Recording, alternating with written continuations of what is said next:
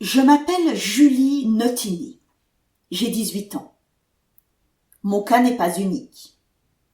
Nous sommes des milliers de filles, chaque année, à nous sentir sales, honteuses, souillées. La plupart d'entre nous n'évoquent jamais ce qui leur est arrivé et préfèrent se taire. Elles font comme si ce n'était pas grave. Elles baissent la tête et poursuivent leur chemin. C'est ce que j'ai fait au début. J'avais honte. Difficile de raconter une humiliation sans se salir sa famille, son avenir. Difficile de décrire ce qu'on voudrait fuir à jamais. Trouver les mots justes, se replonger dans un passé qui blesse. Pas facile de raconter ce genre d'histoire. On craint toujours que les gens ne nous croient pas, nous accusent de mensonges, nous jugent. On se sent si stupide d'avoir été abusé. Le vrai coupable le sait bien, lui. Il en use souvent pour dissimuler son crime et poursuivre ses méfaits en toute impunité. Contrairement à ce que je pensais, la violence entre un garçon et une fille ne fait pas toujours de bruit. Parfois, elle s'immisce en douceur dans les chambres adolescentes. Elle peut même prendre le visage de l'amour. Tu te sens en confiance, aimé, adoré, alors tu ouvres grand ta porte. Et la caresse se transforme en coup. Si je raconte mon histoire, c'est pour briser d'autres silences que le mien. J'écris aussi pour me reconnecter à ma vie. Je m'appelle Julie Notini, j'ai 18 ans. Je suis une fille parmi tant d'autres. Tout cela s'est passé il y a 4 ans.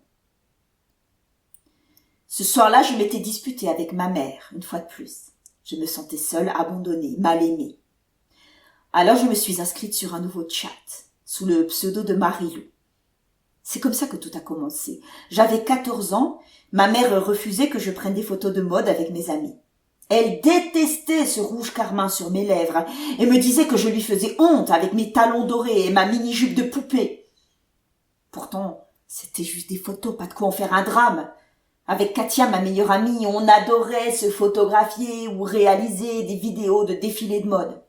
Nous deux en maillot de bain, nous deux maquillés, nous deux coiffés sauvages, apprêtés, sexy ou rockeuses, en jean troué. On se trouvait jolis. On l'était.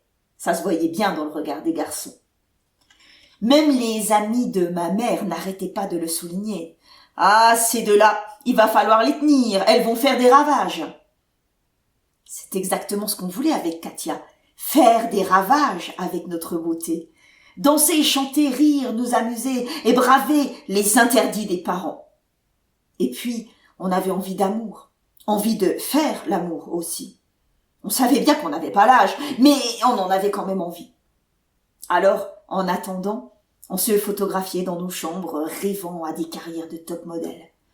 Ma mère détestait mon attitude. Elle ne supportait pas l'idée que sa fille puisse se comporter en pétasse. C'est ce qu'elle m'a dit ce soir-là, quand elle est tombée sur les dizaines de photos numériques sur l'ordinateur familial. Une vraie pétasse! Tu n'as rien d'autre dans la tête? Des paillettes, du shopping et des envies de t'exhiber dans les magazines ou sur le web? Mais tu n'as pas d'ambition plus intéressante dans la vie? Tu as un cerveau, bon sang, Julie! Il serait temps de t'en servir un peu. J'avais beau lui rappeler que mannequin était un vrai métier, qu'elle ne pourrait pas m'en empêcher. Ma mère s'en moquait. Elle ne voulait plus en entendre parler. Elle a effacé toutes mes photos et désactivé la webcam de l'ordinateur. J'ai claqué la porte de ma chambre, j'ai crié et pleuré sur Rose, ma poupée manga. J'avais besoin de parler, de rencontrer quelqu'un qui me comprenne vraiment. Alors je me suis inscrite sur un nouveau chat. J'ai tapé Marilou. Je trouvais que ce pseudo correspondait bien à la fille que j'avais envie d'être. Plus sexy, plus délurée, plus effrontée aussi. Marilou, une autre moi-même. Une fille qui l'a tout de suite attirée. Bonjour Marilou. Marilou, c'est joli comme prénom. T'as quel âge?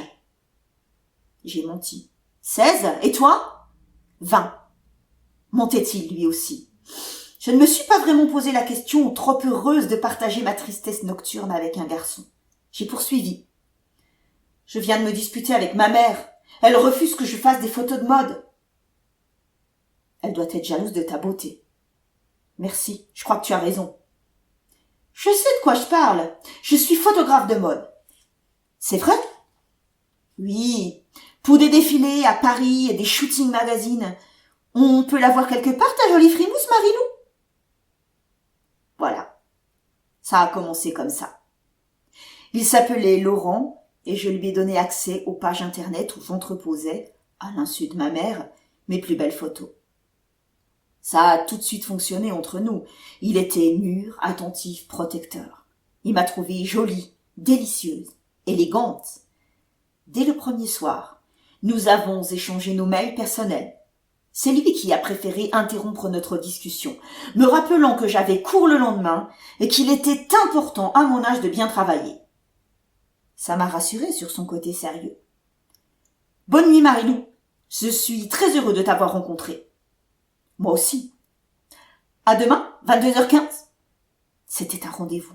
Mon premier rendez-vous amoureux avec un homme, un vrai. Un garçon de 20 ans, la classe. J'étais folle de joie et je me suis endormie avec son prénom sur les lèvres. Il était si beau sur la photo. J'étais flattée qu'il s'intéresse à moi.